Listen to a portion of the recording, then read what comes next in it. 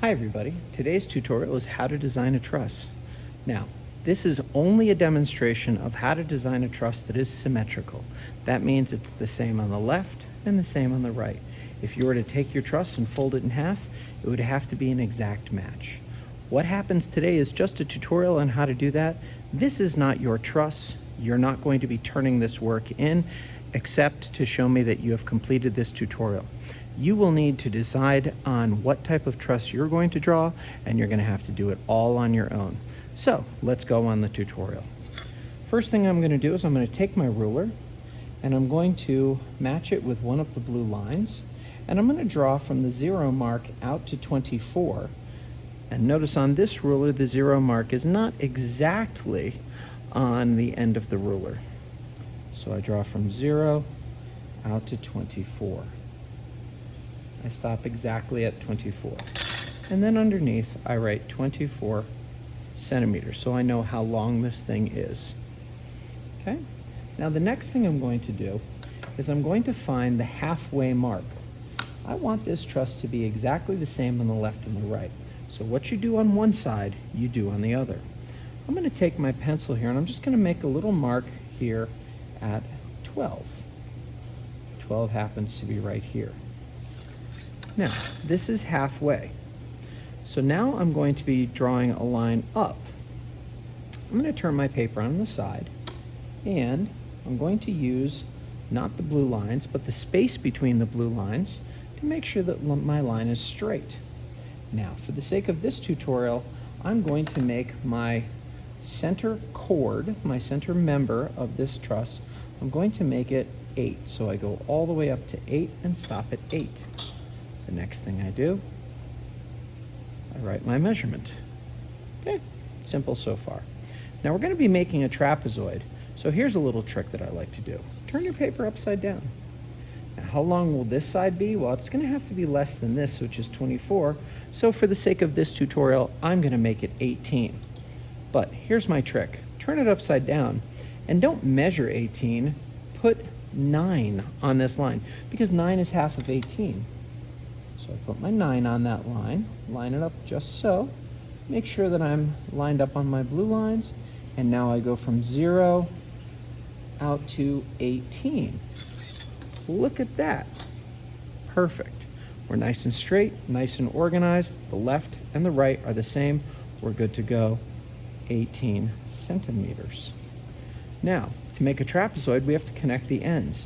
Because everything here is perfectly balanced and nice, we can just connect the ends. So I'm going to take my ruler and just line everything up perfectly. So we go right end to end. I do it once on this side, and then I do it again on this side. And there we have our trapezoid, where everything on this side and this side are perfectly balanced. We're in a good position. Now, in order to divide this up to make a design that looks a lot like a warren, we have to find the middle of these two pieces. But this line and this line, they're different lengths. I don't like that. So instead what I'm going to do is I'm going to make this and this the same by, instead of making it this weird kind of shape there, I don't know, parallelogram I guess you'd call it, we're going to turn this into a rectangle. And the way that I'm going to do that is I'm going to line up this little corner right here. I'm going to use my blue line, because on my page I have the blue line there. And I'm going to draw a nice little right triangle, sharp as you please, just like that. Now I'm going to do the same on the other side, because what you do to one side, you immediately go and do to the other side.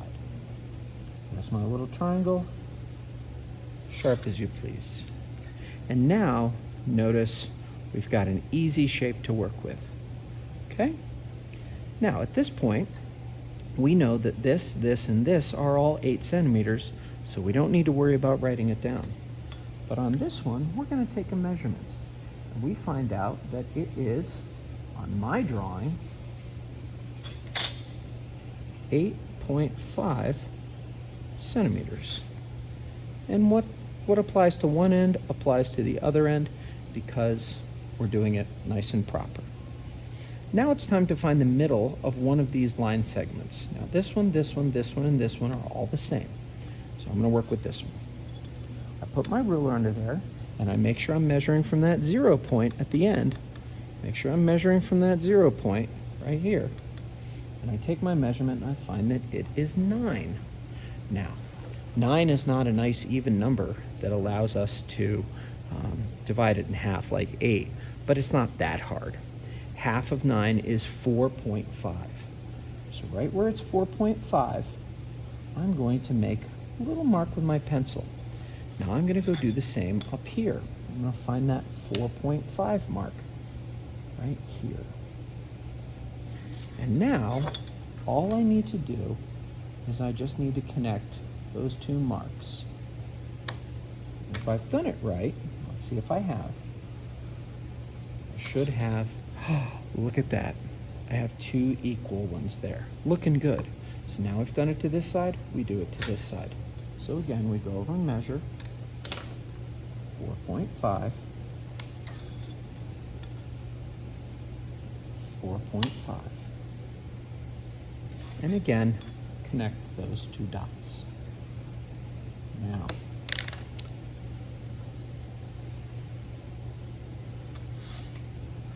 these up and downers here, these vertical ones, they resist compression. They keep our truss from getting squished. But we need to keep our truss from getting torn apart. So we need some diagonal ones. So we're going to do, we're going to connect the bottom corner to the top corner, just like this. And we go over here, we'll do the same on this side. We did it here, we're going to go the same on this side. Bottom corner to the top corner.